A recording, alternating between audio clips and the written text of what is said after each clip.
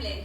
And I'm Leo. Welcome back to our yoga challenge. For today's work, you're going to need either a yoga belt or a tie, dressing gown, robe, something like that. But we're not going to use that right now. Okay, so if this is the first day that you're joining us for our Get Up and Go series, then we're coming straight into Uttanasana.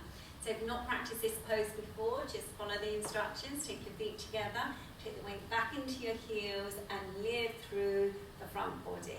You'll just see that you lift from the very base of the abdomen up towards the chest, roll your shoulders back and down. Now placing your hands onto your pelvic rims. Now you've got to make sure that your organic body, the soft tissue fibers, got to lift above those fingers. You've got to lift up as you hinge into your Uttanasana. So come forward, be sure that the shoulder blades are moving towards the back waist. Keep the palms forward. As soon as you start dropping the head, you'll drop your chest, so keep that chest nice and lifted.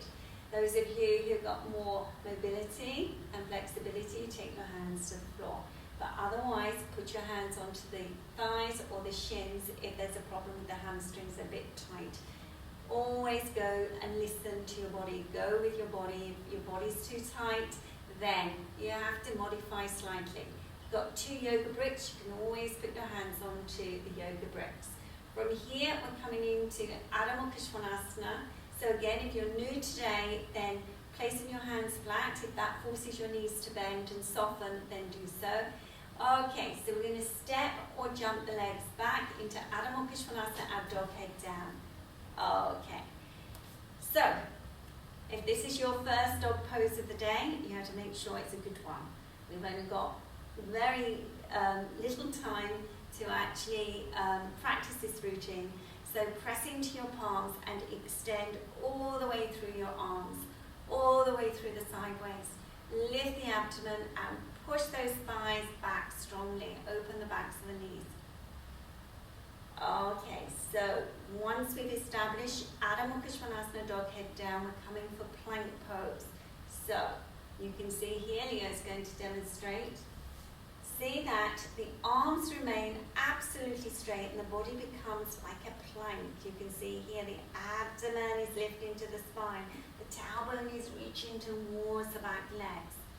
See that you press firmly into the wrists and you lift those collarbones up. Coming for Urdhva Mukha Svanasana now. So this is when we reach the body from the base of the abdomen all the way up towards the chest. You can see the different shape now. And again, very important that this area is lengthening. So the tailbone, sacral area has got to lengthen and move towards the left side. Okay, good. Now we're coming for Adho Mukha Svanasana again, dog head down.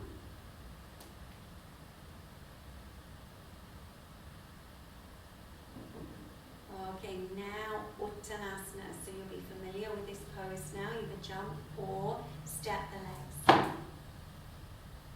Looking forward. Now, coming out of this action, how we went into it. So put your hands onto your pelvis.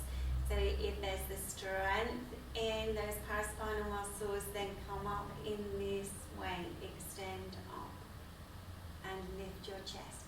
So be a little bit stiff, and that's a little bit difficult to do. When you come into the action, come forward, putting your hands down. Take the legs a little bit apart. Pull up through the abdomen and then come up out of the action. So it just makes it a little easier having that stance a little bit wider. Okay, we're coming for balancing action now, so this can be quite challenging for a lot of people. Vrukshasana, which is tree pose. So Leo's going to demonstrate this action. Okay, so I'm taking the belt here because many people find that their leg slips, particularly when you've got lycra leggings on like I have today. Okay, so we're going to start with the right leg.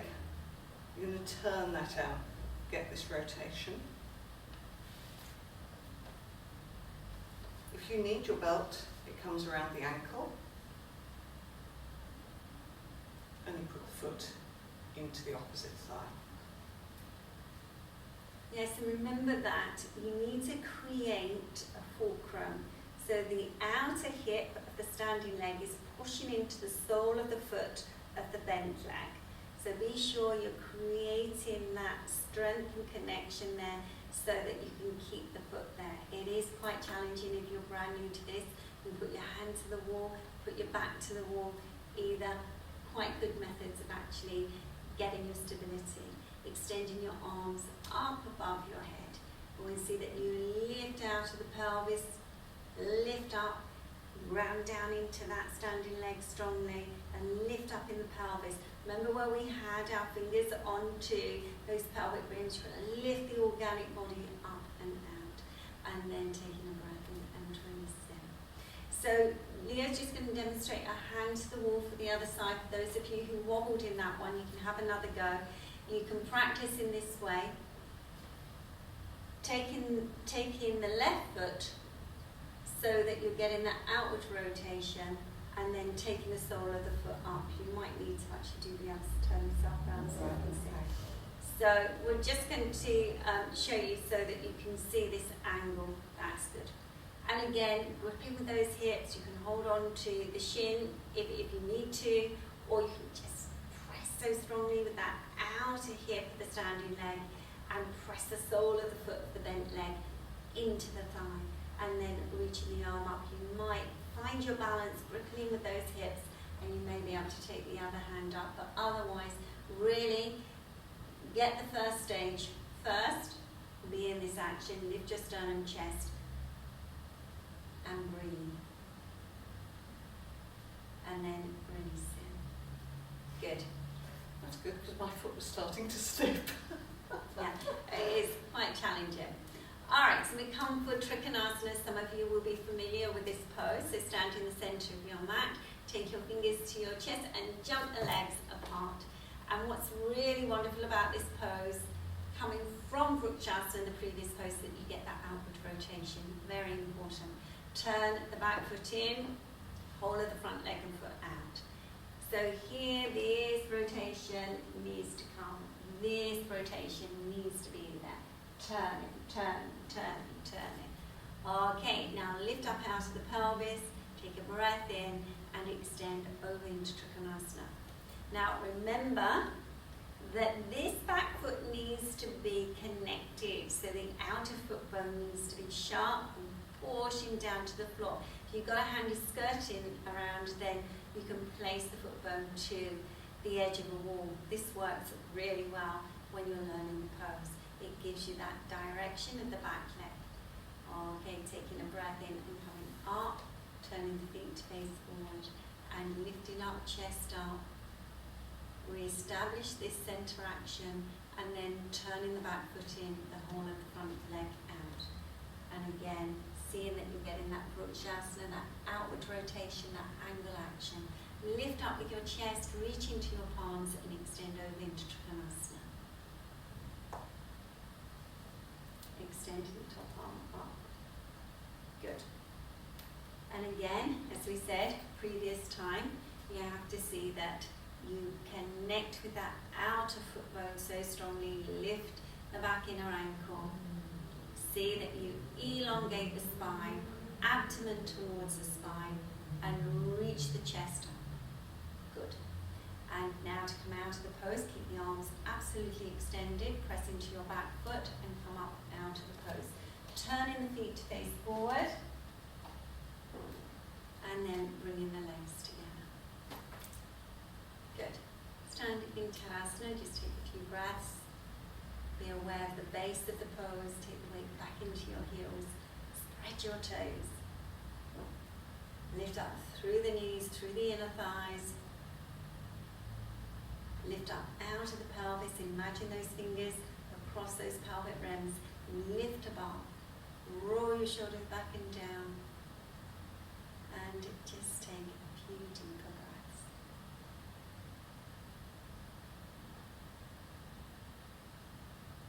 Okay, so we're coming down to the floor work now. We're just sitting in Dandasana for a few moments just to re-establish the legs. You can see I'm pulling the flesh of buttocks back, and as we've said in previous days' work, if you need to sit up for Dandasana or any of the seated poses, if this spine collapses, if your legs bend, sit on a height. A couple of folded blankets or towels are quite good to give you that lift. And just be here for a few moments. This is a very good practice to build up the strength in the back muscles.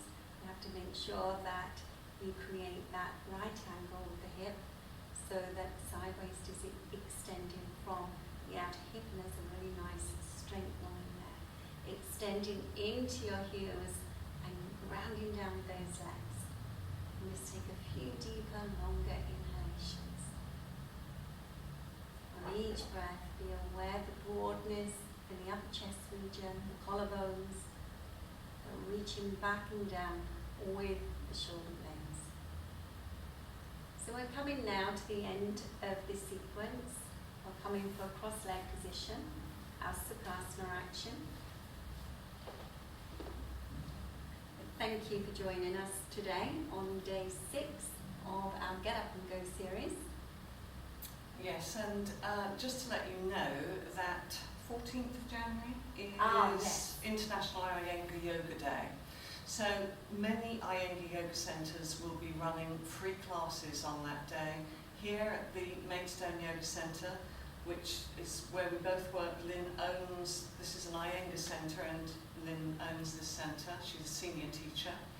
And we've got a lot of free classes running on that day. So if you're in this area, please feel free to look us up online.